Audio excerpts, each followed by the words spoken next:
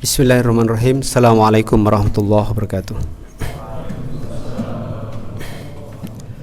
Alhamdulillah wassalatu wassalamu ala Rasulillah wa ala alihi wa ashabihi mawala wa la hawla wa la quwata illa billah. Asyhadu an la ilaha illallah wahdahu la syarika lah wa asyhadu anna Muhammadan abduhu wa rasuluh. Allahumma salli wa sallim ala Muhammad wa ala alihi wa ashabihi ajma'in. Amma ba'du. Jamaah salat tarawih yang dimuliakan Allah Subhanahu wa taala. Alhamdulillah di malam yang ketiga ini atau malam yang kedua bagi sebagian, kita masih diberikan tambahan umur untuk menikmati malam keberkahan bulan Ramadan. Mudah-mudahan sampai akhir Ramadan umur kita masih sampai, sehingga nanti kita berkumpul di surganya Allah Subhanahu wa taala. Tema yang diberikan panitia kepada saya cukup berat. Ini butuh satu jurusan kuliah. Indahnya syariat Islam. Ya. Keindahan sesuatu itu kalau bertemu dengan lawannya, Pak. Jadi kalau ada orang cantik, itu biasa bisa kelihatan cantiknya kalau ada orang jelek. Lah iya, Pak. Kalau dia cantik semua kan biasa saja gitu loh. Jadi termasuk keindahan syariat Islam.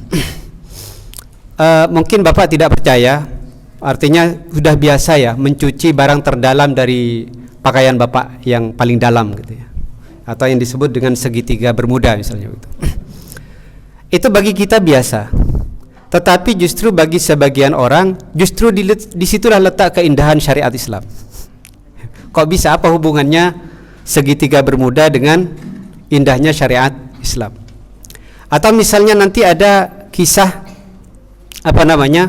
wanita yang bercerai dengan suaminya, nanti harus ada 3 kali masa iddah. Itu menyulitkan bagi perempuan di sini, Pak. Terutama bagi perempuan yang kawin kontrak di Bogor. jadi harus nunggu 3 bulan. Itu berat, Pak. Itu enggak indah gitu. Tetapi bagi orang yang betul-betul merasakan betapa rusaknya kehidupan dunia barat, maka tiba-tiba masa iddah itu menemukan keindahannya. Ini terkait dengan aturan Allah Subhanahu wa taala. Allah Subhanahu wa taala memberikan aturan di dunia ini dengan 2 aturan. Satu, aturan yang ditujukan kepada benda mati. Artinya bukan makhluk, bukan manusia. Yaitu yang disebut hukum kauniyah atau sebab akibat ya. Jadi kalau kita mau bangun masjid dengan kadar tertentu, ukuran tertentu, itu Allah tidak perlu menurunkan wahyu kepada kita. Kalau yang dituju adalah benda mati, tidak ada wahyunya, Pak. Karena Allah cukup memberikan kepada kita kecerdasan akal. Tetapi kalau terkait dengan hubungan manusia dengan Allah, manusia dengan sesama manusia, maka Allah turunkan wahyunya. Sebab kalau tidak ada wahyunya rusak. 2 aturan ini tujuannya satu sebenarnya, harmoni kehidupan dunia, indah kehidupan kita. Makanya orang yang merusak hukum kauniyah juga rusak kehidupannya, Pak. Banjir di mana-mana, itu kan sebab-sebab karena hukum kauniyah yang dilanggar, hukum Allah yang dilanggar, hukum sebab akibat yang dilanggar. Demikian juga nanti ketika Allah menurunkan hukum syariat terkait hubungan dengan Allah, hubungan dengan sesama manusia. Makanya terkait dengan hubungan dengan aturan yang ditujukan kepada orang yang berakal, itu setidaknya mengandung 3 hal. Satu, yang disebut dengan akidah, yaitu keyakinan, hukum keyakinan. Yang kalau disebut orang melenceng keyakinannya disebut sesat atau disebut syirik. Nah, itu hukum keyakinan. Yang kedua adalah hukum perbuatan. Syariat Allah yang terkait dengan hukum perbuatan. Ini masih dibagi 2 lagi. Perbuatan yang berhubung dengan Allah disebut ibadah. Nah, seperti malam ini, itu namanya disebut ibadah. Atau perbuatan yang berhubungan dengan sesama kaum muslimin disebut muamalah. Muamalah ini banyak lagi, Pak. Ada pernikahan, gitu ya. Makanya saya sebut ini berat sekali temanya gitu. Yang kedua ada hukum kriminal gitu ya, jinayat, ada hukum perang, ada hukum harta benda, ada hukum jual beli, banyak sekali, Pak. Nah, itu apa namanya, kalau dibahas nggak selesai malam ini gitu ya. Cuma kita ambil contoh-contohnya saja. Yang ketiga, jadi hukum keyakinan yang disebut dengan iman atau akidah. Yang kedua hukum perbuatan yang disebut dengan apa namanya, amaliyah. Ada amaliyah ibadah, ada amaliyah muamalah. Yang ketiga adalah akhlak, ya, atau apa namanya, performa tampilan dari ketiganya ini. Jadi hukum syariat Allah yang tiga ini tidak boleh dipisah, Pak. Kalau dipisah itu bahaya. Ada orang yang terlalu keren sama fikih, gitu ya, hukum-hukum terkait dengan tata cara, tetapi dia lupa kepada cara tersenyum, gitu ya. Mau gitu ya, itu kan tidak indah gitu loh. Padahal kepada saudaranya hanya karena berbeda fikih, berbeda ini, dia lupa syariat Allah terkait dengan masalah akhlak. Akhirnya apa namanya, bangunan Islam kita itu menjadi gersang. Kayak kita bangun rumah, ada pondasi, ada akidah, lalu ada tiang-tiang yang disebut rukun Islam. Setelah itu ada aksesoris yang perlu kita perindah agar apa namanya, ruangan masjid ini menjadi tampak nyaman. Kalau enggak, Pak, sampean misalnya kelupasin ini apa namanya, tembok-tembok ini tinggal batanya, itu kan enggak enak masuk masjid gitu loh. Itu ibaratnya orang yang hanya mementingkan sisi apa namanya, hukum-hukum fikih, tetapi melupakan sisi akhlak kepada sesama manusia. Ini penting bagi kita, jangan sampai kita apa namanya, merapatkan soft tapi lupa tersenyum gitu loh, maksud saya gitu. Itu penting gitu loh, maksud saya. Jangan sampai begitu. Kita kereng untuk urusan apa hukum-hukum tertentu, tapi keramahan kita dengan orang hilang. Padahal ini juga syariat Islam, sunnah Rasul Sallallahu Alaihi Wasallam. Nah ini penting agar ke apa namanya, Islamnya itu tidak hilang keindahannya. Nah saya ambil contoh tadi di antara hubungan hukum perbuatan yang terkait dengan manusia, ada keindahan yang apa namanya, nyantol. Nyantol di segitiga Bermuda. Jadi gimana kisahnya? Jadi di barat, Pak, ada mahasiswa di dalam satu kos-kosan, itu ada banyak mahasiswa, salah satunya mahasiswa muslim. Ya. Terus di sana ada bagian emak-emak yang bagian cuci baju. Jadi seluruh cucian mahasiswa ketika sampai kepada barang segitiga Bermuda ini pesing, Pak. Jadi hanya satu yang tidak pesing, yaitu milik seorang pemuda muslim. Artinya mencuci setelah pipis bagian dari syariat Islam, bahkan itu juga menjadi ancaman azab kubur. Itu ketika dilakukan secara istiqomah itu menunjukkan keindahannya, dan keindahannya tampak kepada tukang cuci gitu loh. Kalau kepada orang yang lain nggak tampak, Pak, gitu ya.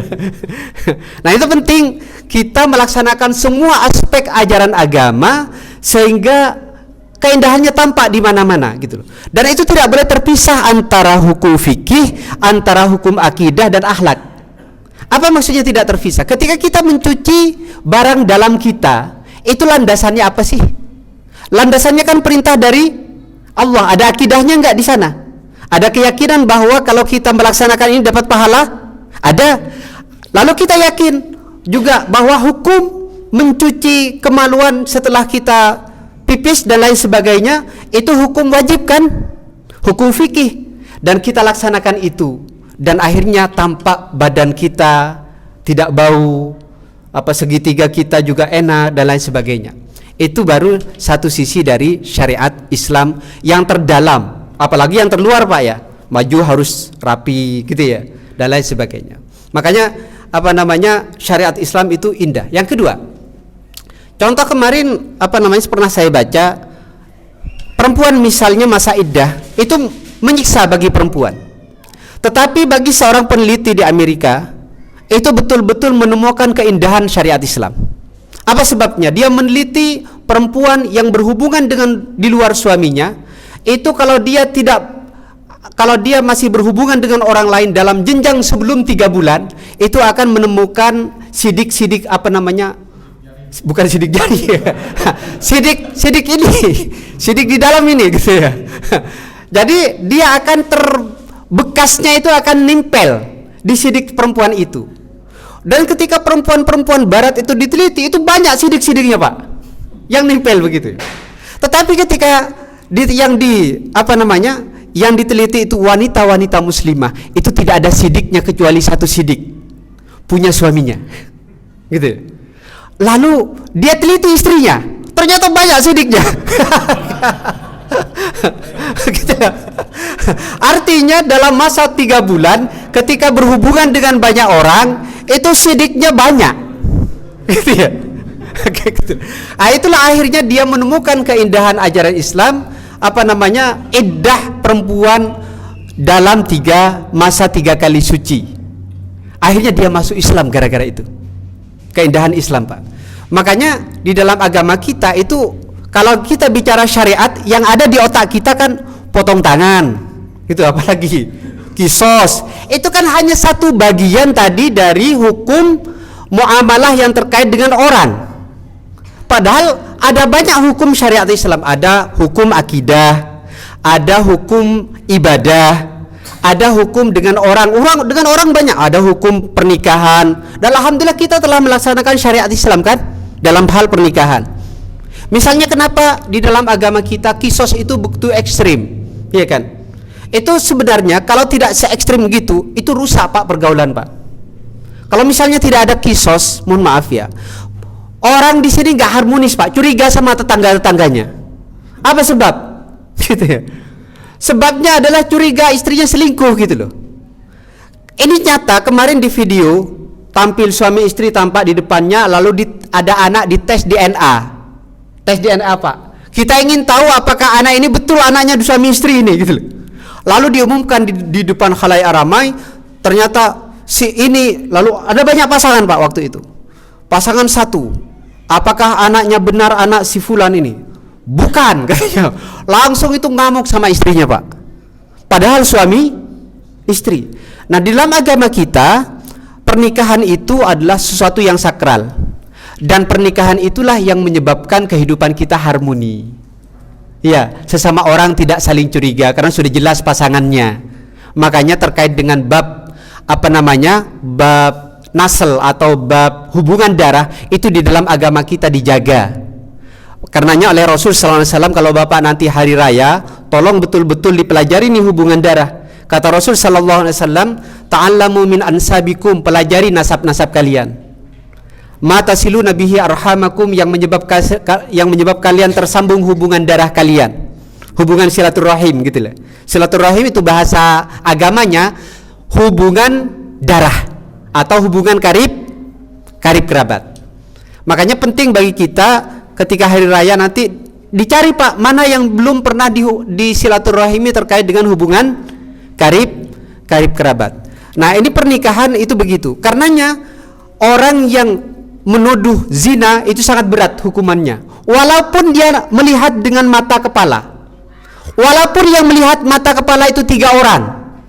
Kalau dia laporkan ke polisi atau ke hakim, 3 orang yang melihat orang berzina timba masuk sumur, maka yang dihukum bukan yang berzina. Siapa yang dihukum? Yang 3 orang ini di dalam agama kita. Makanya jangan main-main kalau terkait dengan hubungan darah. Karenanya kalau sekali orang tersebut mengaku bahwa dia telah berzina, dia akan dihukum rajam, berat sekali. Kenapa? Karena ketika hubungan darahnya kacau, sudah kacau kehidupan masyarakatnya, tatanan sosialnya rusak, Pak. Karenanya di dalam agama kita, kenapa kita bisa hidup tenang begini? 1, karena pernikahan. Yang kedua, karena tidak saling menuduh berzina. Itu bahaya, Pak. Makanya jangan sering-sering nonton silet gitu. Ibu-ibu hati-hati ya. Nonton silet, nonton apa begitu dulu ya. Saya nggak tahu sekarang. Saya pikir itu mudah-mudahan ini menjadi renungan bagi kita. Jadi kalau bicara syariat Islam, jangan hanya terbayang potong tangan, kisos, ya. Orang ke masjid itu syariat Islam. Walaupun setelah keluar masjid nggak pakai jilbab, gitu loh. Pas ke masjidnya dia sedang melaksanakan syariat. Keluar masjid ya sama dengan kita lah, kadang-kadang keluar masjid di sini nyuri sandalnya orang kan gitu ya. Lah sama kan, sedang saat sholat dia sedang melaksanakan syariat Islam, tapi saat sedang keluar dia nyuri sandalnya orang. Kita harus adil sebagaimana Allah juga adil kepada hambanya.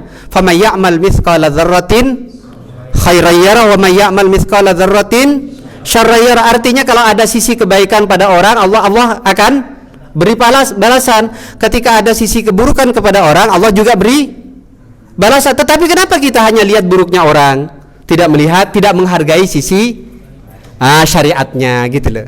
Dia ada orang datang ke masjid, walaupun compang-camping, jangan diusir. Dia sedang berusaha menegakkan syariat Allah Subhanahu wa taala di satu sisi gitu ya.